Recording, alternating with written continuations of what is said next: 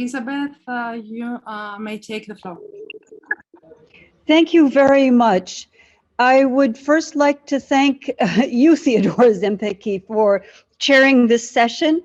And of course, I would like to thank the organizers of the Digital Orientalist Annual Conference and all of the colleague editors for the Digital Orientalist.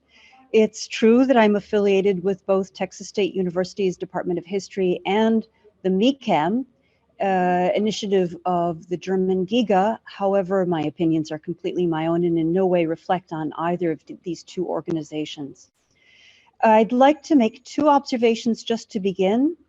The first is that until the United Nations passes access to the internet as a basic human right, access to the internet is a luxury, and I must respect the ongoing negotiations between the UGTT, the National Union here in Tunisia, from where it's my pleasure and honor to speak today, which had culminated in a general strike last Wednesday, which affected the internet. And out of respect for these ongoing negotiations, I'm limiting my bandwidth use here in Tunisia.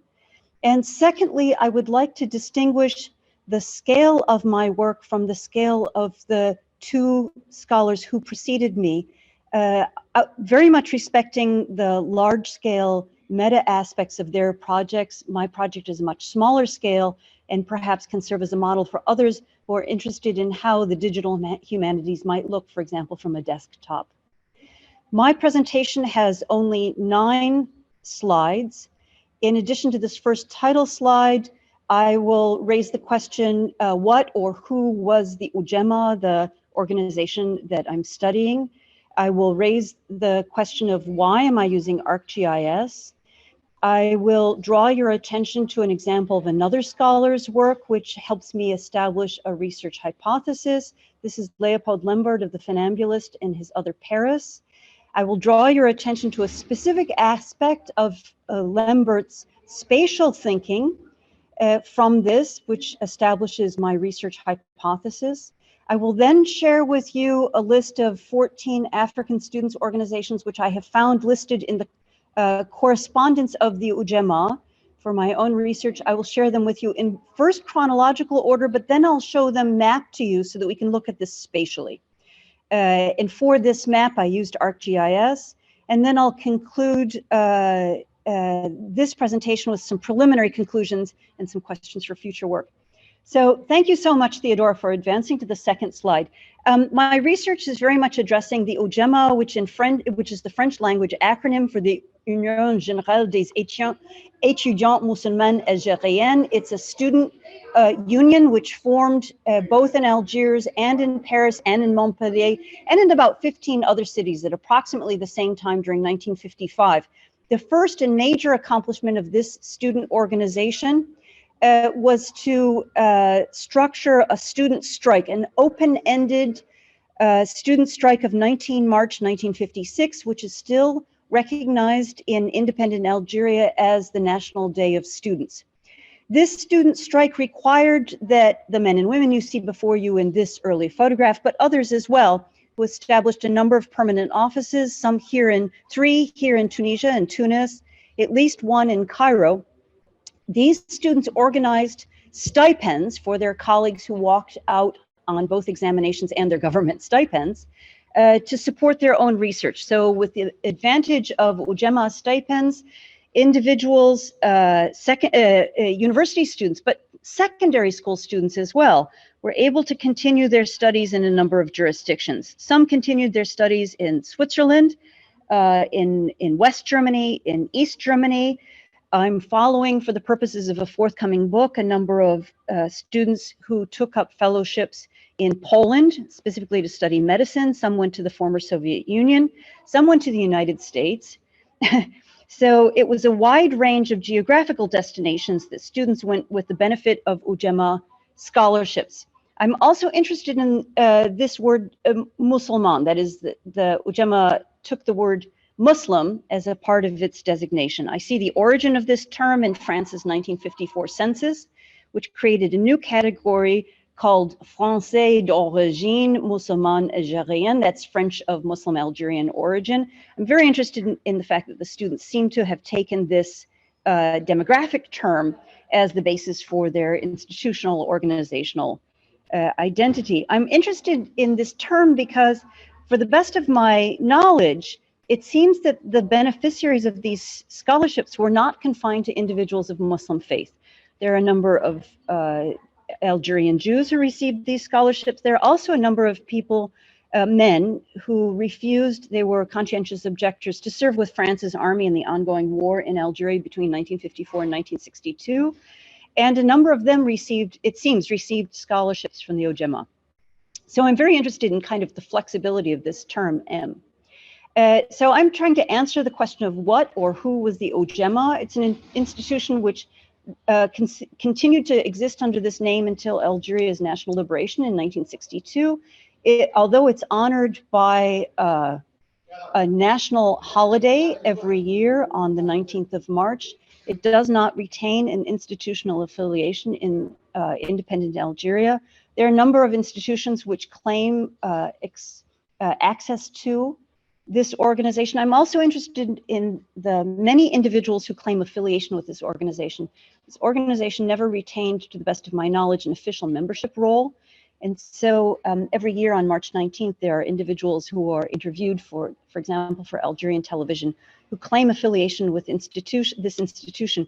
There are a number of very notable names who claim affiliation with this institution, at least 2, if not 3, of independent Algeria's ministers of foreign affairs, ministers of state for health, ministers of state for higher education and scientific research were members of this organization. I could go on to talk about the influence of this institution on Algeria's independent state, but I don't want to take too much of your time because our concern here today is about using digital humanities research techniques.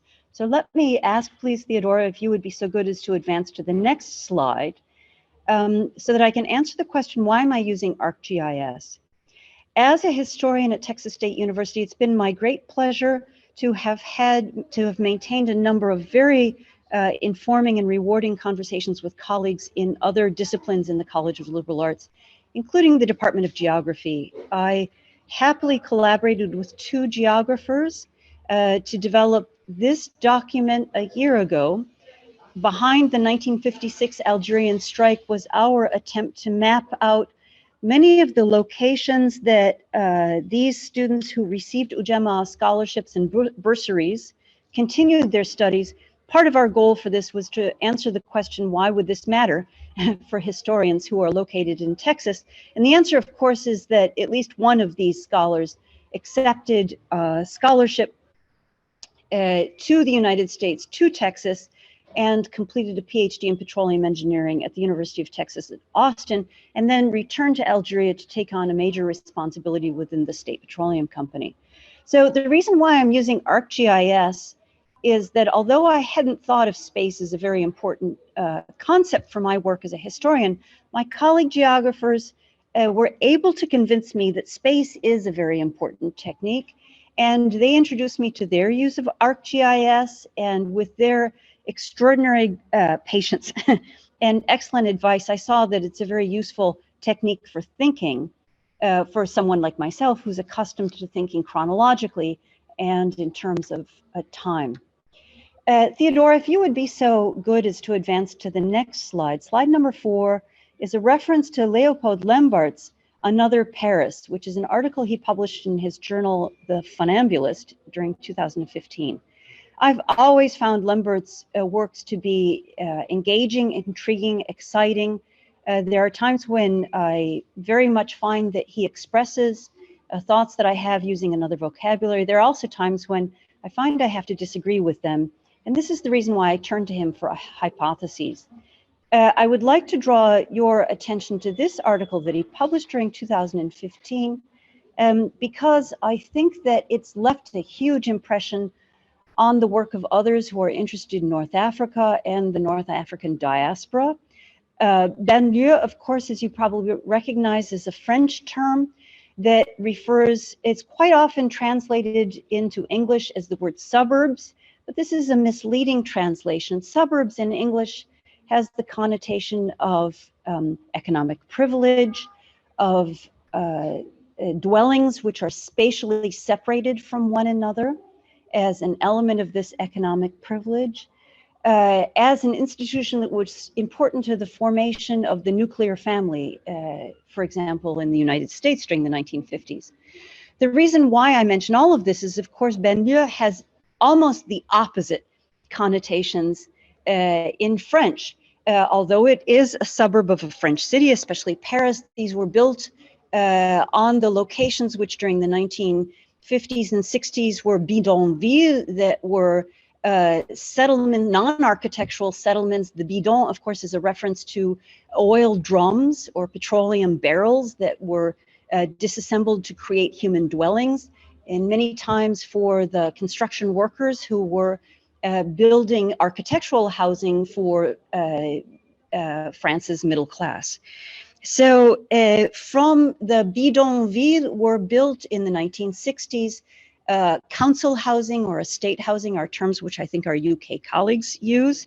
So from this, the banlieue are also outlying housing developments in French cities, which contain people who are marginalized. They may be persons of color. They may be persons who have difficulty in claiming the privileges of citizenship, even those circumstances under which they have a clear citizenship. So some of these might not be present in the dictionary definition, which I shared with you, but are very much a part of the connotation of this term, banlieue. Please, Theodora, may we advance to the 5th slide, where I share with you one of Leopold Lembert's maps. I'd like to draw your attention to something which might be not so clear in his map, but is very clear to me. That is a shape in the center. Do you see this kind of like hexagonal, if I had a bright yellow highlighter, I would draw a line around what I think for him is a vaguely shaded hexagonal shape in the middle. Do you see this shape, kind of a vague circle? Its significance is that it outlays the historical center of Paris, the walled city of Paris, the walls of which were destroyed in the 1870s when the city of Paris was Haussmannized and the modern city was born, as it were. So for him, this is the fringe between the white city and its colored suburbs. Colleagues, are you able to assure me that you can see this in his map? He uses demographic data that refers to the residences of Parisians and French of color. And he's used dark gray shading to reflect this, which is not so very evident in the administrative regime of France, but is very evident to those who are familiar with these streets. If you can reassure me that you see that, then I can move on to my own work, because it's from this map of Lembert's that has colored suburbs for a white city that I derive my research hypothesis. Theodora, with your permission, may we please move to slide 6, where I list out 14 student organizations that I find referred to in the correspondence of the Ujamaa or individuals who had leadership roles within the Ujamaa. I not only identified these associations, but being a historian, I listed them out in chronological order by the date that the associations were founded. So for example, the AGEMP, which was founded at the end of the 19th century, the AEMF, which was founded at the beginning of the 20th century, and the UNEF, which, although it was an organization for all university students of France, came to reflect also the institutional aspirations of students who were enrolled in French universities, but came from other locations in France's overseas territories and in the overseas France, which was Algeria, during the period in which I study. lay these out all for you chronologically so that you can see what's important for me as a historian. That is the development of institutional life for students from Africa that had two brief breaks.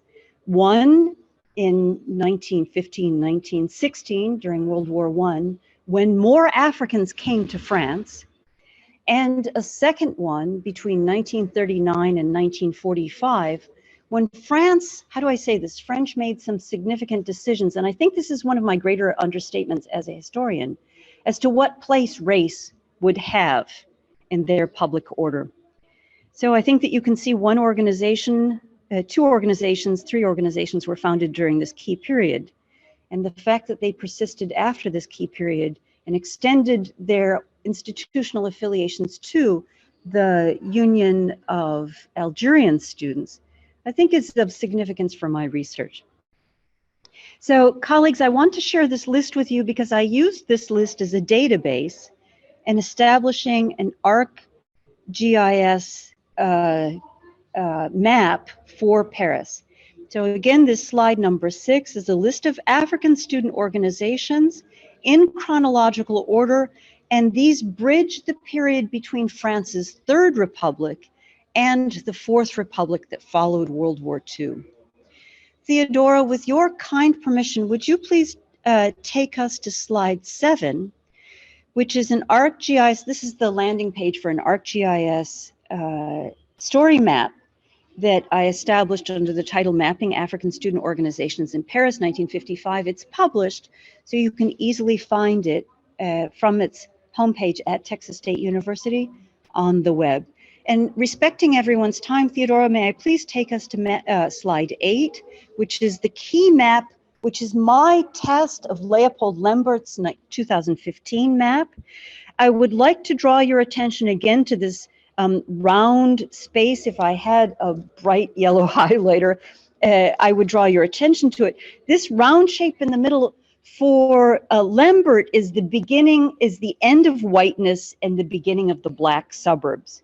But what I would like to point out to you is that all of these organizations affiliated with African students during the Third Republic and the beginning of the Fourth were located, their offices were located right in the center of white Paris. So I'd like to draw your attention to this hexagonal space at the center of the map. If we could go, Theodora, to the last slide, I would share some of my preliminary conclusions. Of course, I'm a historian who's thinking spatially in conversation with archivists. Of course, as a historian, I share some thoughts from the earlier decades. For example, David Lowenthal's The Past is a Foreign Country, because I find that in many cases, the past is radically different from the present. My first point of difference with Lembert's work is that Lembert has chosen data that reflects residential space or residential life, and that I've chosen data which reflects organizational life or organizational aspects of access to space. Secondly, Lembert is very active in Paris's space after 1960, that is, after the events of October 17th, 1962, the mass repression, and I'm very specifically looking at before 1960, that is before 1955. So I think that if anything, the conversation between me and Lembert raises key questions about the end of France's Fourth Republic, with its promise of organizational access and indeed perhaps full organizational participation for Africans within the space of France, and the beginning of the Fifth Republic, that is after the de Gaulle coup of 1958. Colleagues, recognizing that I've extended beyond the time allocated to me, of course, I am open for questions in our communal time. Thank you so much for bringing me into our communal conversation in this way. Thank you, colleagues, for permitting me this option today. I very much thank you, Elizabeth, for your very interesting presentation. Well, it's time for the Q&A. Please, I'm waiting for your questions.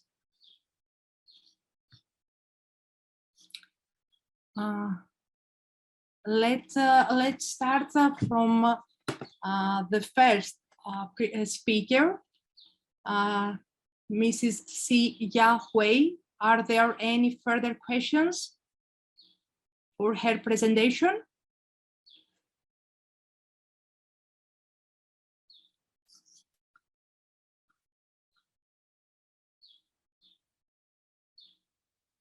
Any questions?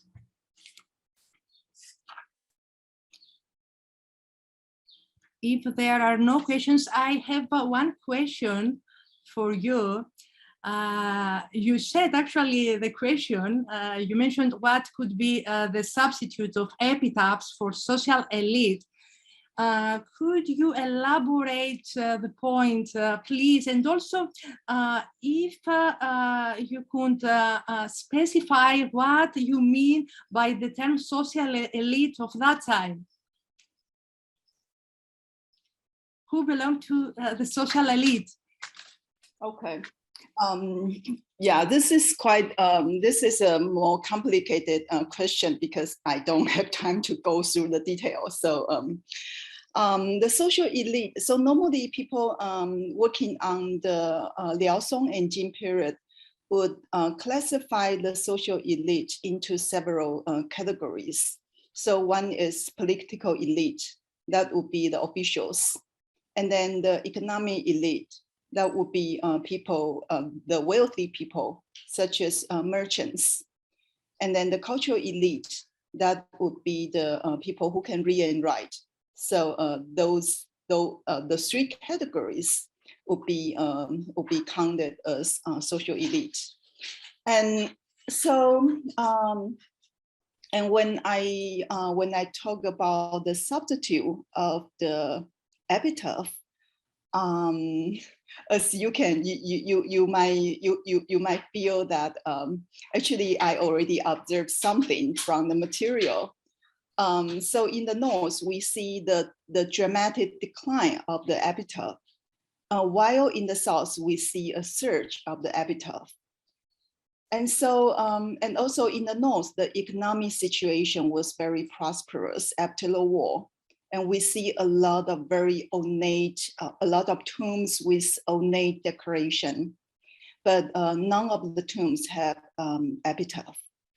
So people would suggest that those tombs belong to the merchants or people who, you know, local elite. They might become wealthy because of their their business. So so I'm thinking that maybe for those kind of social elite, the economic elite particularly, they kind of trying to figure out a way to identify themselves in the afterlife rather than following the cultural elite tradition. So that's the thesis I'm having now. So, but I won't be able to go into the detail in my talk. And thank you, Theodora, for asking this question so that I can clarify this a bit. Thank you. Thank you so much. Thank you. Thank you. Congratulations for your wonderful presentation. Are there any questions for Mrs. Yahui?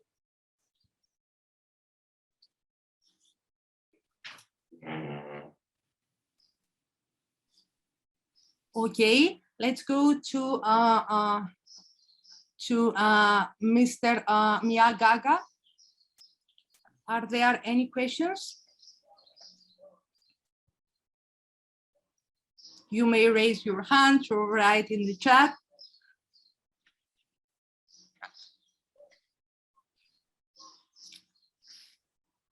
Any questions? If there are no questions, I have one question for So. Okay. Can you mention the framework principles for the digital archive or any criteria you have taken into consideration for the construction of the digital archive?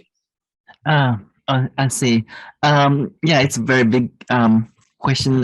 Yeah, thank you so much. Yeah, it is yeah, a bit difficult to summarize, but we're creating our digital archive using the so-called FAIR principles, which is acronym of the find. Sorry, it is on the last slide, I think. Which is an acronym of findable, accessible, and interoperable, and also reusable.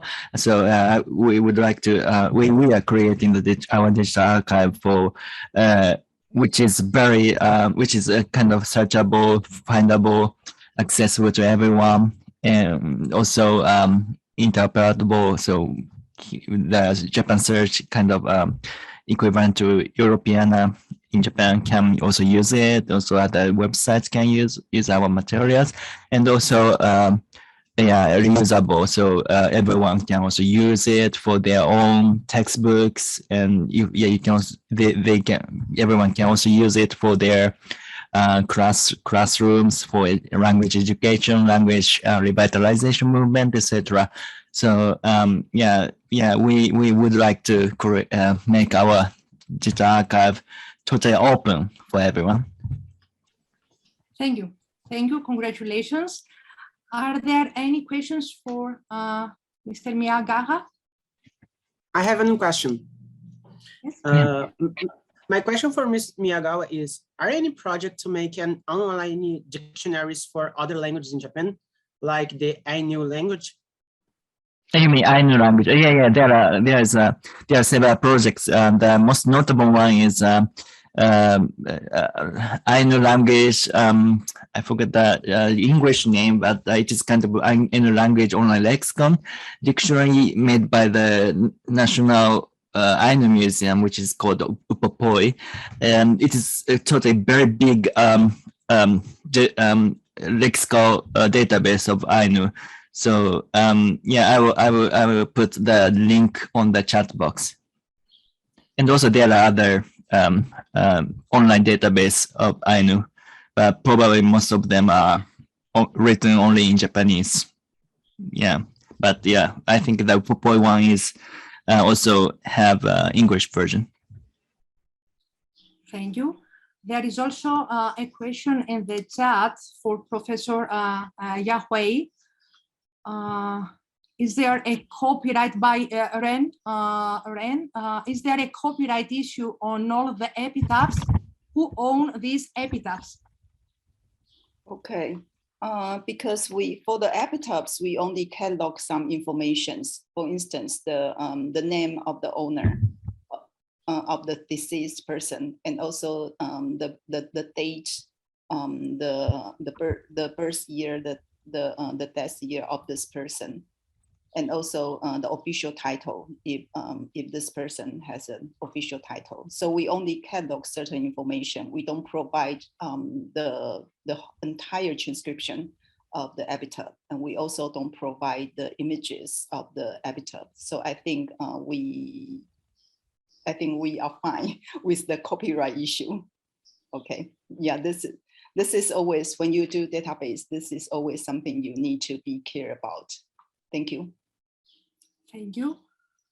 And we go to the third speaker, Professor Bishop. Are there any questions for Mrs. Bishop?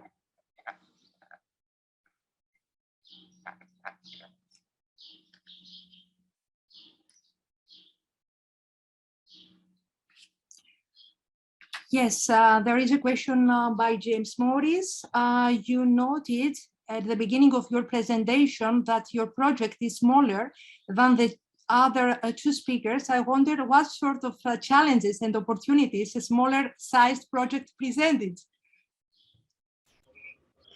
Thank you. That's an excellent question. I really appreciate this opportunity. I would imagine that the difference between the scale of the projects may index a difference between the budgets of the projects and the resources available to the projects. So if you are asking about challenges, I believe that the challenges include the kind of resourceful thinking that a limited budget, both in time as well as money, poses. But when you raise the questions about opportunities. I see that the projects that the colleagues mentioned represent the work not of an individual, but really a collaborative effort which draws on the talents of many. And that an individually based project may have a greater degree of flexibility in terms of the ability to respond to developing conditions and developing research questions in a shorter time frame. Thank you again for this wonderful question, and thank you also for the opportunity to present with colleagues that today's conversation represented. Thank you, Professor Bishop. Congratulations for your presentation. Okay, it's just a phrase. This is one of the, says that this is one of the very big Ainu dictionary websites, but it seems it only has a Japanese description. Thank you for sharing this link with us. Any other questions for Professor Bishop or to any other, to the other speakers?